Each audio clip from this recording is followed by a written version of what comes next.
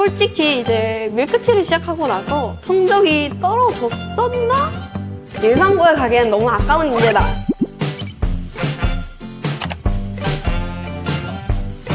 안녕하세요. 저는 부산 외국어 고등학교를 다니고 있는 조혜영이라고 합니다. 저는 영중국어학과를 전공하고 있고 현재는 1학년입니다. 부산 외고에 입학을 결심한 이유는 무엇인가요? 중학교 3학년 때 담임 선생님과 진로 상담을 하면서 선생님께서 공부에 대한 재능과 열정을 보시고 일반고에 가기엔 너무 아까운 인재다 라고 하셨어요.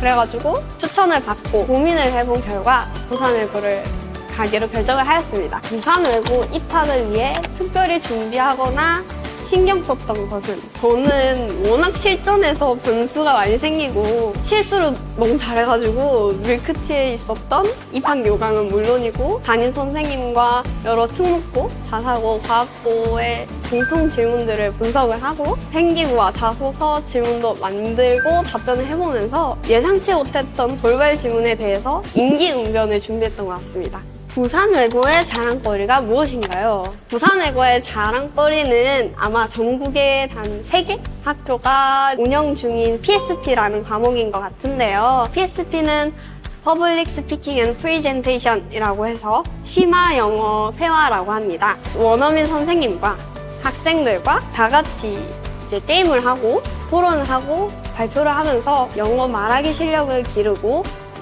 그런 미국이나 아니면 여러 다양한 나라들의 문화도 경험할 수 있는 그런 과목입니다. 부산 외고에는 다양한 진로 학습도 많다고 하는데 장래희망은 무엇인가요? 저희 학교에서는 다양한 진로 학습을 진행하고 있는데 여러 저희 학교 출신 선배님들이 현직에서 있었던 일들을 이야기해 주시는 프로그램과 그리고 다양한 특강들을 진행을 하고 있습니다. 저의 꿈은 소년부 판사인데요. 선종호 판사님의 내가 만난 소년들에 대하여 라는 책을 읽고 아픔을 가지고 있는 친구들을 도와주고 그들을 변호하고 싶다는 생각에서 소년부 판사를 결심하게 되었습니다. 밀크티는 언제부터 시작했나요? 밀크티는 초등학교 6학년 때부터 지금까지 쭉 해오고 있었습니다. 학원을 다니는 거리도 있고 그렇다고 이제 과외를 받자니 과외는 너무 비싸고 여러 사이트를 보다가 밀크티라는 게 천재이고 하다 보니 초등학교에서는 가장 많이 쓰이는 사이트잖아요. 그래서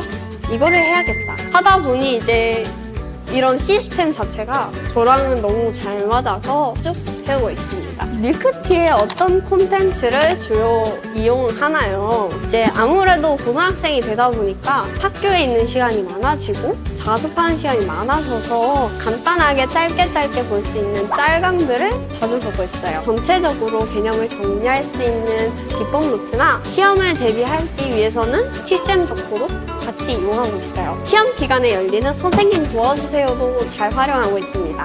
밀크티를 활용해서 공부하는 방법을 알려주신다면 솔직히 밀크티에서 담당 선생님께서 개인에게 맞춰서 스터디 플랜을 짜주시기 때문에 공부를 열심히 잘 했던 것 같습니다. 그렇기 때문에 혼자서 공부하는 것과 스터디 플랜을 세우고 이행을 하는 것에 부담이 없이 이제 공부를 했던 것 같아요. 저희 중학교 담당 선생님께서 이제 엄청 잘 챙겨주셨었는데 지속적으로 제 멘탈 관리나 챙겨주셨던 부분이 너무 감동적이었습니다.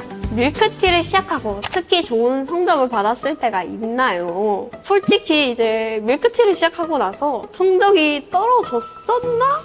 생각할 정도로 막 크게 떨어지거나 했던 적은 없었던 것 같아요. 밀크티를 계속 지속적으로 공부를 하고 내가 그거에 맞춰서 이제 부족한 부분을 채우고 하다 보니 공부는 그렇게 막 어렵거나 했던 건 없었던 것 같고 평균 한 90점, 못 나와도 한 80점 이상 그냥 넘겼던 것 같아요. 저는 개인적으로 공부를 할 때 가장 중요하다고 생각하는 게 내가 어떤 거를 알고 어떤 거를 모르는지가 정말 중요하다고 생각하는 거 있거든요. 밀크티에 있는 동선 체크나 요점 노트를 활용해서 개념을 정리를 하고 가족이나 친구들한테 가르쳐 주면서 공부를 하고 있어요. 제가 실제로 자원하는 친구들을 모아서서 간단하게 온라인 수업을 진행을 했었어요. 아무래도 제가 선생님의 입장에서 수업을 진짜 교과서를 띄워놓고 사진을 넣고 설명을 해주고 하다 보니 아무래도 밀크티의 심화 과정이 그러면서 이제 필요하겠구나라는 생각이 들더라고요. 그러면서 이제 좀 그 과목에 대해서 탐구를 하게 되더라고요. 나중에 가서 애들이 진짜 많게는 2배까지 뛰어오르고 했었던 경험이 있습니다.